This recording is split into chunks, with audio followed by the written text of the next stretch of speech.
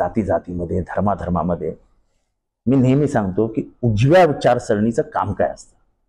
त्यांना विकासावर बोलायचं नसतं, त्यांना बेरोजगारीवर बोलायचं नसतं, त्यांना महागाईवर बोलायचं नसतं, स्त्रियांच्या अत्याचारावर बोलायचं नसतं, त्यांना घसरत्या फायनान्शियल जी घसरण आहे, आपली आर्थिक जी आपली घसरण आहे त्याच्यावर बोलायचं नसतं.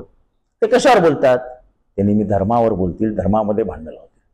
ते नेहमी जातीवरती बोलतील, जातीमध्ये भांडणं लावतील. ते नेहमी भाषेवरती बोलतील, भाषेमध्ये भांडणं लावतील. ते तुमच्या अस्मितेवरती बोलतील, त्याच्यात भांडणं लावतील. काय गरज होती राजनाथ सिंगना बोलायचं की शिवाजी महाराजांनी गनिमी कावा हा राणा प्रताप यांच्याकडनं शिकले. गनिमी काव्यासाठी सर्वात जरूरत म्हणजे सर्वात महत्वाची गोष्ट काय असते? डोंगर दऱ्या. राजस्थान मधले कुठल्या डोंगर आणि कुठल्या दऱ्या आहेत? काय बोलतात? काय इतिहासाचा मागोवा, भूगोल, काय माहिती, इतिहासाचं वाचन काय नाही. कशाचंही कशाला नाडी लावून टाकायची, नाडी बांधत बसायची. अहो, अख्ख्या जगाला गुरिल्ला टॅक्टिक्सचा जन्म हा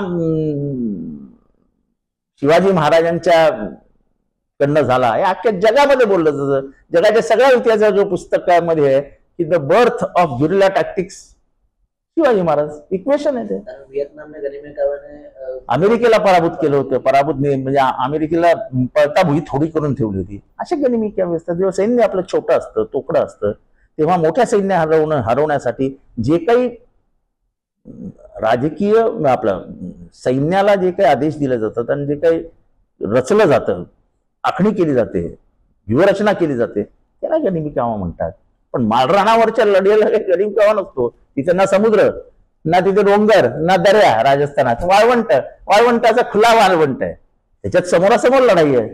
आणि म्हणून त्याचं शौर्य त्याची तुलनाच होऊ शकत नाही कोणाची, आपले महाराणा प्रतापांची. त्यांचंही शौर्य म्हणजे त्याचं आपल्याला काही हे भाषाच नाही त्यांच्या शौर्याला काही कमी लेखण्याचं. किंवा महाराणा प्रतापांचं शौर्य हळदीघाटीच्या लढाईमध्ये कोण बोलूच शकत नाही. काही अरे कशाला उगाच जोडायचं? इथे येतं हे अस्मितेला चिमटे काढत बसायचे. बरा तुम्ही भांडत बसा, ते दिल्लीवरनं फुंकर सोडणार, इथे आग लागणार, भांडा. ही सर्वोच्च न्यायालयावरती टीका करण्याची नवीन हे सुरू झाली. तो जगदीप धनखड हे जे उपराष्ट्रपती आहेत ते सुद्धा सर्वोच्च न्यायालयावर होते. मी स्वतः मंत्री होतो. आम्ही एक फाईल पाठवली होती. इथले सगळे कायदे बिदे करून विधानसभेने पारित करून ती फाईल पाठवली. 2.5 वर्ष मी राष्ट्रपती कार्यालयाच्या मागे होतो की ती फाईल सही करून पाठवा, फाईल सही करून पाठवा. आता पताच नाही लागला फाईलीचा. आम्ही मंत्रिपदावरनं उतरलो आणि पुढच्या 3 महिन्यात फाईल सही करून आली. म्हणजे राष्ट्रपतीचा भवनाचा वापर हा राजकारणासाठी केला जातो का? आणि मग त्याच्यामध्ये जर सर्वोच्च न्यायालय उतरलं आणि तुम्ही विविध राज्यांमध्ये असलेल्या विरोधी पक्षांची जी सरकार आहेत, काँग्रेसचं आहे काही ठिकाणी वेगवेगळ्या पक्षांची सरकार आहेत, जे तुमच्या बरोबर नाहीत, बीजेपी बरोबर नाहीत, त्यांच्या सगळ्या फायली जर तुम्ही राष्ट्रपती भवनामध्ये अडकून ठेवलात तर त्यांनी कामं कसं करायची? जगदीप धनखड हे सुद्धा काही सरळ मार्गी नाहीत ना. अनेक पक्षांचे इथनं तिथनं आणि तर उपराष्ट्रपती. तेव्हा मुद्दामून सर्वोच्च न्यायालयावर दबाव निर्माण करायचा आणि त्यांच्या मेंदूचा ताबा घ्यायचा घाबरून, हे काम जे राष्ट्रीय पातळीवर बीजेपीचं सुरू आहे हे अत्यंत धोकादायक आहे. आज त्यांना बरं वाटेल, आज हे सगळं बरं वाटेल. पुढचं काय?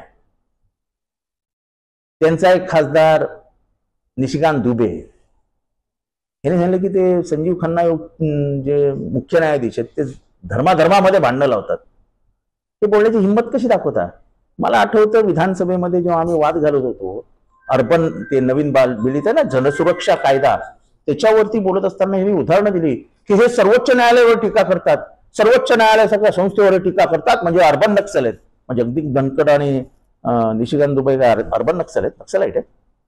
तेच बोललेत ना, सर्वात मोठा म्हणजे एवढा मोठा आघात सर्वोच्च न्यायालयावर कोणीही केलेला नाही. उपराष्ट्रपती तर नाहीच नाही. सर्वोच्च न्यायालयाला अनिर्बंध अधिकार आहेत. अनिर्बंध ज्युडिशियल रिव्ह्यू हा त्यांचा अधिकार आहे. तर त्यांच्या अधिकारांमध्ये पण आपण घुसायला लावलो राजकारणी, ते बरोबर नाहीये. आणि टीका करण्याचं तर आपल्याला स्वातंत्र्य आहे.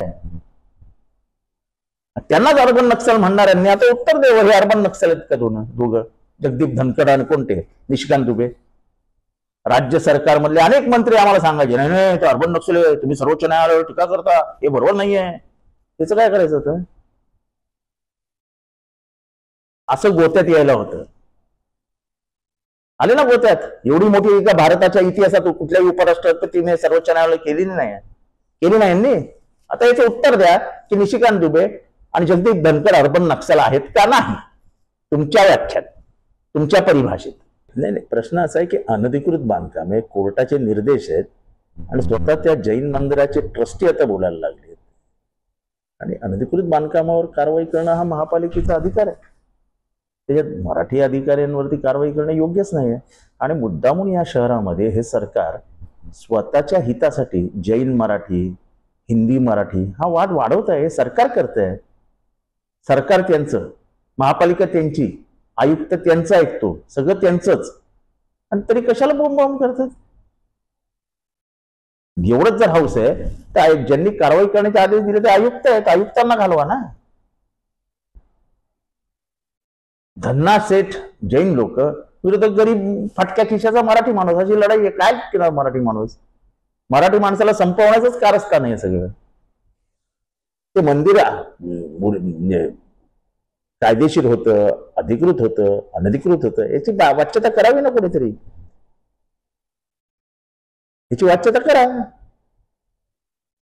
कुठलंही अनधिकृत बांधकाम पाडताना त्याला लिगल मान्यता केली जाते, लिगल डिपार्टमेंट इन्व्हॉल्व असतं त्याच्यात.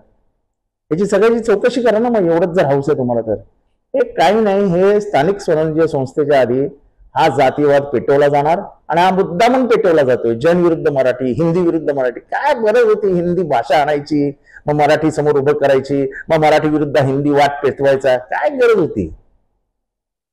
हे स्थानिक स्वराज्य संस्थेमध्ये मराठी माणसाला नेस्तानभूत करायचं आणि ह्या सगळ्या ज्या जाती आहेत, म्हणजे धर्म आहेत, जैन हा धर्म आहे, यांना सगळ्यांना फुंकर मारत राहायचं आणि एकत्र ठेवायचं. मग का नाही मंगलप्रभात लोढा त्यांना कळलं ते पण जैन आहेत, का नाही मध्ये पडले? कोण आहे नेमिनाथ जैन जे व्हॉट्सअप फिरतायत आणि सगळी कहाणी सांगतात ही अनधिकृत आहे आणि सोसायटी मधल्या सगळ्यांना या मंदिराचा त्रास होतो, असं का म्हणतायत लोक? ट्रस्टी म्हणतायत ना. जैनांमधलीच लोक म्हणतायत की ते बांधकाम अनधिकृत होतं आणि ते योग्य नाही. अच्छा, तिथे मराठी माणसं राहतात, त्यांच्या खाण्यापिण्यावर पण बंदी आहे. तुम्ही काय खायचं काय खायचं नाही. काय चालवलंय? मराठी म्हणजे मुंबई मराठी माणसाची आहे की मराठी माणसाला इथलं आता हकलून द्यायचा मुंबईतनं? तिथे बंगाली राहत होता असं देखील. अहो, कोणी राहू द्या, मुंबई सगळ्यांची आहे. तुम्ही कोण खाण्यापिण्यावर निर्बंध आणणार आहे? आम्ही काय बोलतो का? आम्ही सगळं सहन करणारी मराठी माणसं आहोत. काल शरद पवार आणि अजित पवार यांच्यामध्ये 2.5 तास बैठक झालेली आहे. तर याच्यावरती संजय राऊत असं म्हणतात की ते सुरुवातीपासून एकत्र आहेत. असं आहे की ह्या बैठका ज्या आहेत त्या संस्थात्मक बैठका आहेत. शरद पवार गेले 50-60 वर्ष साहेब अनेक संस्थांचे अध्यक्ष आहेत, अनेक संस्था ते सांभाळतात, अनेक संस्था त्यांनी मोठ्या करून वाढवून त्याचे आता म्हणजे ब्रँचेस झाले आहेत, त्याला फांद्या फुटल्या आहेत. रयत शिक्षण संस्था, किती शाळा आहेत, किती विद्यार्थी आहेत? अनेक विद्यार्थी IAS ऑफिसर, MPSC ऑफिसर, मंत्रालयामधले 30% अधिकारी तर रयत शिक्षण संस्थेचे विद्यार्थी आहेत. आता त्या निमित्ताने जेव्हा भेटीगाठी होतात, शरद पवार एक कंपार्टमेंटलाइज करतात. ते असं नाहीये की अजित पवारांनी भेटूच नाही, असं नाही होत कधी. पण जेव्हा विचारधारेचा प्रश्न येतो तेव्हा 100% माझ्याकडनं खात्री घ्या, शरद पवार कधी विचारधारेशी कॉम्प्रोमाइज करत नाही. ते विचारधारेवर ठाम राहतात आणि म्हणून ते शरद पवार आहेत. संजय राऊतांना संविधानाने बोलण्याचा अधिकार दिलाय, त्यांनी पाहिजे ते बोलावं. त्यांच्या बोलण्यावर आम्हाला कुठलाही आक्षेप नाही, त्यांनी बोलतच राहावं. पण बोलताना हे पण समजून घ्यावं की संस्था, राजकारण, राजकीय गणित आणि विचारधारा हे 4 वेगवेगळ्या कंपार्टमेंटमध्ये आहेत. शरद पवार साहेब हे कधीही आपल्या विचारधारेशी कधीही समझोता करणार नाहीत, करत नाहीत. सध्या असंही म्हणताना म्हणाले की आम्ही ज्यावेळेस कुठली शिवसेना तेव्हापासून आतापर्यंत आम्ही चहासाठी काय एका स्टेजवर पण दिसले. असं आहे की तुमच्या संस्थाच नाही आहेत. आता अजित पवार हे रयत शिक्षण संस्थेचे मेंबर आहेत, वसंतदादा शुगर इन्स्टिट्यूटचे मेंबर आहेत, साखर संघाचे मेंबर आहेत आणि या सगळ्याचे करते करवई ते शरद पवार साहेब आहेत. किंवा काय मग दोघांनी वाटा वेगळ्या करून ती संस्थाच मातीत घालायची, असं नाही होत. तर आज राष्ट्रवादीमध्ये इन्कमिंग मोठ्या प्रमाणात कोणाच्या घरात कोण जातं याच्याशी मला काही घेणं देणं नाही. त्यांना जाऊ द्या, त्यांना लकलापासून. 1 रुपयात पीक विमा अशी योजना आणली. त्या योजनेमध्ये अनेकांनी शेतकऱ्यांना मदत शेतकरी चुनाच लावतात साजिद पवार. असं त्यांचं मतच आहे की शेतकरी चोर आहेत, दरोडेखोर आहेत, ते फक्त चोरीच करतात. एकाने नाही तो बोलला शेतकरी 1 रुपया घेतात, आमच्याकडनं योजना घेतात, लग्न लावतात, घरं घेतात, चेन घेतात, असं काही त्यांचा एक मंत्री बोलला होता ना. ते त्याच लाईनीत आहे ना सगळं.